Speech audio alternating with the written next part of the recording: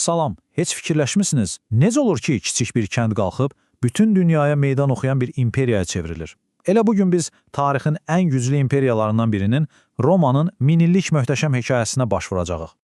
Romalılar öz şəhərlərinə məhz belə baxırdılar. Sanki tanrılar bu yeri dünyanı idarə etmək üçün seçmişdi. Bəs bu sadəcə qürur idi, yoxsa həqiqətən də bu işdə bir hikmət var idi? Gəlin baxaq, necə oldu ki, o kiçik kənd dünyanın ilk süper gücü oldu? Hər böyük hekayə kimi Romanın da hekayəsi bir əfsanə ilə başlayır. Amma bu elə-belə bir nağıl deyil. Bu, tanrılar, qurtlar və iki əkiz qardaş haqqında bir imperiyanın taleyini həll edən bir hekayədir. Baxın, bu sadəcə bir uşaq nağılı deyil, əsla. Bu əfsanə Romanın, belə deyək, DNT-sini formalaşdırdı. Slaydakı bu mərhələlərə bir nəzər salın. Çaya atılmış uşaqlardan qüdrətli qurucuya. Bax, bu Romanın kimliyinin təməl daşı oldu. Yəni, Roma kənarda qalmışların, qovulmuşların sığınacağı idi. Və bu ideya, kimliyindən asılı olmayaraq hər kəsin Romalı ola bilməsi fikri, onun gələcək uğrunun ən böyük sirri oldu. Krallıq dövrü çox uzun çəkmədi. Lukresiya adlı zadəğan bir qadının başına gətirilən faciə xalqın səbir kasasını daşırdı. Tək adam hakimiyyətinə qarşı o qədər böyük bir nifrət yarandı ki, bu inqilaba gətirib çıxardı və Romalılar and içdilər. Bir daha heç vaxt tək bir kral tərəfindən idarə olunmayacaqlar. Bunun yerinə onlar cümhuriyyəti, yəni respublikanı qurdular. Yəni elə bir sistem ki, hakimiyyət bir nəfərin yox, xalqın və onların seçdiyi nümayəndələrin əlində cəmləşirdi. Yaxşı, cümhuriyyət quruldu, amma bu hələ başlanğıc idi. Bu gənc respublika çox ciddi sınaqlarla üzləşməli olacaqdı. Əvvəlcə şimaldan gələn işğalçılar, daha sonra isə bütün Aralıq dənizinə sahib olmaq uğrunda gedən amansız bir mübarizə. İtaliyanı fəth etdikdən sonra Roma gözünü Aralıq dənizinə dikdi və orada özünün eynisi ilə, özünün güzgüdəki əksi ilə qarşılaşdı. Karfagenlə. Baxın, bu əsl titanların döyüşü idi. Bir tərəfdə Romanın qurudakı məğlub edilməz legionları, digər tərəfdə isə Karfagenin dənizlərdəki hökmran donanması. Bu rəqabət qaçılmaz olaraq qədim dünyanın ən böyük müharibələrindən birinə, Pun müharibələrinə səbəb oldu. Yaxşı, bəs belə bir sual ortaya çıxır. Alpları döyüş filləri ilə keçib gələn bir hərbi dahinin necə dayandırmaq olar? Bu sadəcə bir sual deyildi. Bu, Romanın ölüm qalın məsələsi idi. Çünki 2-ci Pul müharibəsində Karfagen generalı Hannibal məhz bunu etdi. Heç kimin ağlına gəlməyəcək bir şey. Şimaldan İtaliyaya hücum edib, Roma ordularını bir-birinin ardınca darmadağın etdi. Roma sözün əsl mənasında diz çöktürülmüşdü. Amma Romalılar təslim oldularmı? Əlbəttə ki, yox. Onlar heç vaxt təslim olmurdular. Bu, onların xarakterində yox idi. Əksinə, cəsarətli bir addım atdılar. Döyüşü birbaşa düşmənin evinə, Afrikaya, Karfagenin öz torpaqlarına apardılar. Bu inanılmaz gediş Hannibalı məcbur etdi ki, İtaliyanı buraxıb öz vətənini müdafiə etməyə qayıtsın. Və məhz sonra da öz evində Romalılar ona son zərbəni vurdular. Bu qələbə ilə hər şey bitdi.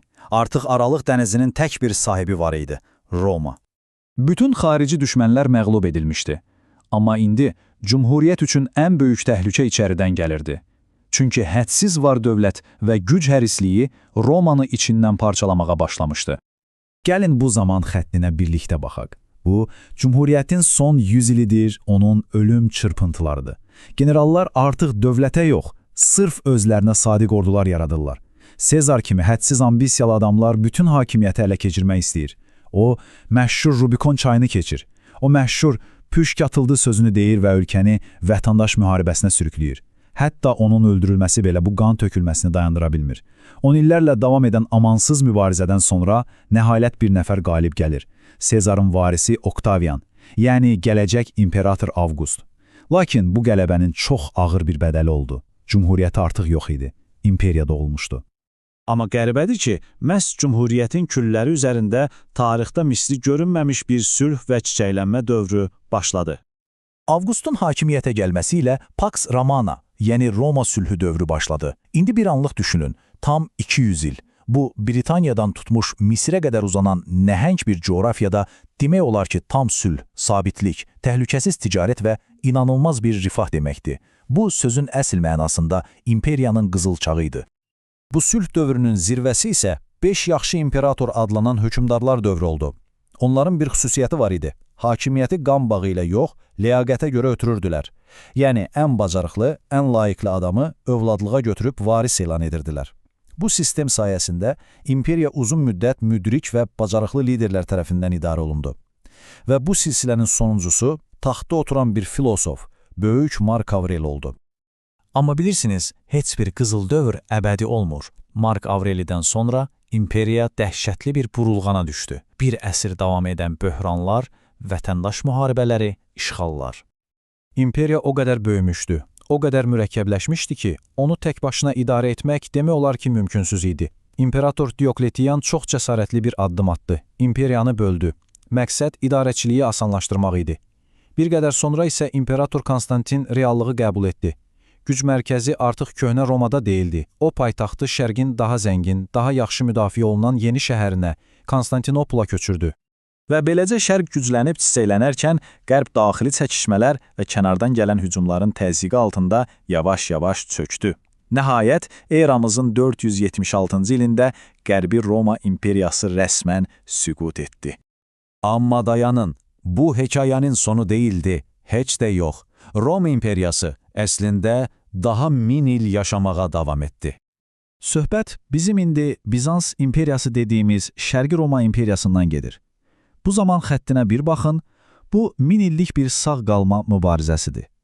İmperator Justinianın Roma qanunlarını xilas etməsindən tutmuş, Xristian kilsəsinin ikiyə bölünməsinə, Səlibçilərin Konstantinopolu talan etməsinə və nəhayət 1453-cü ildə Osmanlılar tərəfindən fəth edilməsinə qədər. Bütün bu 1000 il ərzində o Romanın mirasının və qədim Yunan mədəniyyətinin son qalası idi. Yaxşı, bütün bunlardan sonra gəlin o sualı bir daha verək. Roma həqiqətən süqut etdimi? Bəlkə də fiziki olaraq süqut etdi, amma onun təsiri o heç vaxt yox olmadı. Baxın, istifadə etdiyimiz dillərdən tutmuş hüquq sistemimizə, memarlığımıza, hətta respublika kimi idarə etmə formasına qədər Romanın mirası bugün də hər yerdədir. Və bu, bizə bir şeyi çox aydın göstərir. Bir imperiya təkcə daşdan, mərmərdən ibarət deyil, o həm də ideyalardan ibarətdir. Və Romanın ideyaları bugün də bizim dünyamızı formalaşdırmağa davam edir.